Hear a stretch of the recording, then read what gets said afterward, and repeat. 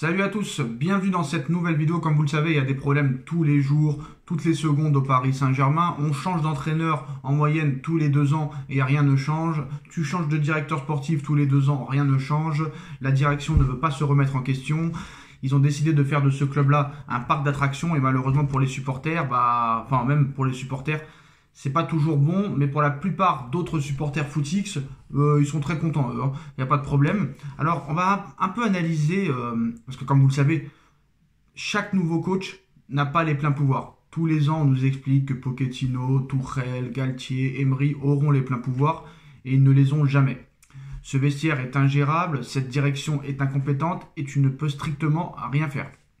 Alors, quelques jours après l'élimination du Paris Saint-Germain en Ligue des Champions, il y a plusieurs consultants qui n'ont pas épargné Christophe Galtier. Très clairement, ils estiment que l'entraîneur parisien n'a pas le statut nécessaire pour tenir son vestiaire. Bon, on n'a pas besoin de ces consultants-là pour très clairement le savoir. Alors, Christophe Galtier sera-t-il toujours l'entraîneur du Paris Saint-Germain la saison prochaine? Une réflexion sûrement débutée chez les décideurs du club francilien. Il faut dire que le Français n'a pas répondu aux attentes au niveau des résultats et dans la discipline attendue en interne.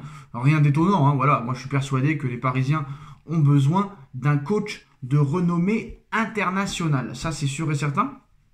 Et aujourd'hui, vous regardez dans tous les grands clubs, Carlo Ancelotti, Pep Guardiola, Jürgen Klopp, ils ont le pouvoir, très clairement. Et il y a des gens qui sont là, mais vous ne voyez pas le directeur sportif descendre. Au moins, Leonardo avait le courage de descendre devant la presse pour un petit peu s'expliquer. Mais là, clairement, le Campos, il est inexistant. Il vient prendre son chèque et c'est terminé. Voilà. Qu'est-ce qu'on a vu avec Campos? La seule fois où on l'a vu, c'est quand il est descendu au bord du terrain contre Lille 4-3 et une scène qui a fait beaucoup parler. C'est pour ça que pour moi, c'est un échec annoncé. Je l'avais dit, très clairement. Et je l'avais dit aussi avant que Campos fasse son cinéma en quittant la tribune et en venant sur le banc. Alors c'est pour ça que c'est un échec annoncé.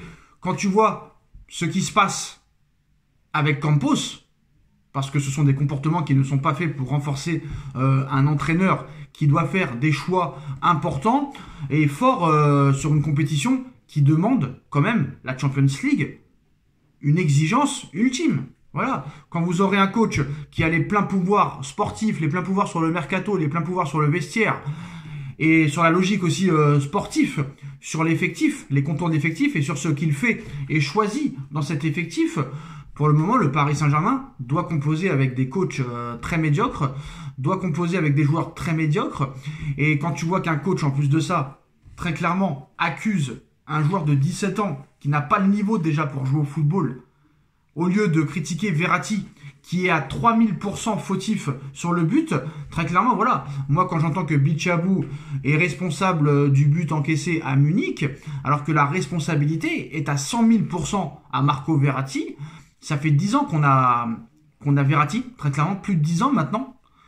Et il n'a pas progressé du tout.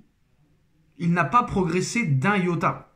Et quand je vois Galtier en conférence de presse, moi franchement, c'est incroyable, la nullité. De pire en pire. Ces coachs n'ont aucune communication, n'ont aucune logique. Soit je me dis, il ne dit pas la vérité parce qu'il a peur, ou soit je me dis, il est manipulé pour ne pas heurter son effectif, pour ne pas vexer ses joueurs. Il est manipulé, très clairement. Parce qu'aujourd'hui, un entraîneur du Paris Saint-Germain ne peut pas critiquer les intouchables. C'est-à-dire que quand un coach arrive au Paris Saint-Germain, qu'est-ce qui se passe? Le président et les dirigeants lui disent, très clairement, Marquinhos, Verratti, Neymar, Messi, Mbappé, etc., etc., eux, tu les touches pas. Qu'ils soient mauvais ou qu'ils soient bons, tu les laisses sur le terrain. Qu'ils soient mauvais ou qu'ils sont bons, tu ne parles pas mal d'eux. Tu ne les critiques pas. C'est comme ça que ça se passe au Paris Saint-Germain. Et là, ça veut dire que tu peux pas avancer. Très clairement, tu peux pas avancer. Donc c'est pour ça que je vous dis, c'est très compliqué maintenant de dire la même chose. Mais très clairement, est-ce qu'on peut dire que les coachs maintenant sont responsables? Parce qu'on ne sait pas ce qui se passe en interne très clairement. Je pense que les coachs doivent avoir des menaces. Parce que pour moi, l'objectif du Qatar, ce n'est pas de faire le Paris Saint-Germain un grand club de foot. L'objectif du Qatar a toujours été de faire de cette équipe une équipe bling-bling pour vendre des maillots, pour faire de la publicité, du merchandising, du sponsoring et pour être connu dans le monde entier. Quitte à faire des boutiques aux États-Unis alors qu'ils comprennent rien au foot aux États-Unis. Voilà. Donc c'est pour ça que je vous dis, n'attendez rien de ce club. Il ne se passera strictement rien l'année prochaine. Rien. À moins vraiment, je précise quand même, à moins vraiment que tu aies un tirage au sort très très très favorable, que tu tombes en 8e contre le Sporting, en quart contre, je ne sais pas moi, peut-être Mönchengladbach, en demi contre peut-être l'AS Roma, et là peut-être que tu pourras peut-être aller en finale, mais ne comptez pas sur une finale, une demi-finale l'année prochaine. Ce club ne progresse pas, ce club ne travaille pas, ce club n'est pas intelligent, ce club ne sait pas manager, ce club ne sait pas avoir la structure nécessaire pour avancer. Ce club veut les résultats tout de suite, et à l'arrivée, en voulant avoir les résultats tout de suite, tu n'as aucun résultat en 12 ans. Donc ces mecs-là ne veulent rien comprendre, ne vous attendez à rien. À rien. Peu importe le mercato, peu importe le futur coach ou que Galtier reste, peu importe le futur directeur sportif ou peut-être que Campos va rester, il ne se passera strictement rien. Tu continueras à gagner la Ligue 1, tu feras des matchs catastrophiques en Ligue 1, tu arriveras de justesse, vraiment de justesse, à te qualifier pour les 8e de finale de Ligue des Champions et tu te feras éliminer en 8e parce que l'équipe sera meilleure que toi. Voilà. Si vraiment tu tombes sur du lourd. Donc c'est très triste, mais malheureusement voilà, donc c'est très compliqué, et là les mois vont être très durs, les mois vont être très longs. C'est pour ça qu'on commence à réfléchir peut-être à faire autre chose, parce que là ça n'a aucun intérêt. Qu'est-ce qu'on va faire? On va parler du mercato, il n'y aura pas de réel changement. Si vraiment ils sont prêts à faire de réels changements, de fond en comble, au moins au niveau de la direction, là tu pourrais peut-être espérer quelque chose. C'est-à-dire que le Prince, très clairement, si le Prince avait vraiment un projet pour le Paris Saint-Germain, si le Prince, très clairement, aimait le Paris Saint-Germain, ami ou pas, frère ou pas, Nasser Al-Khelaifi aurait été licencié et limogé depuis bien longtemps. Et le Prince aurait pris quelqu'un de compétent pour diriger cette équipe. On aurait pris un vrai président, un vrai directeur général, un vrai directeur sportif, un vrai entraîneur, et là tu aurais la structure.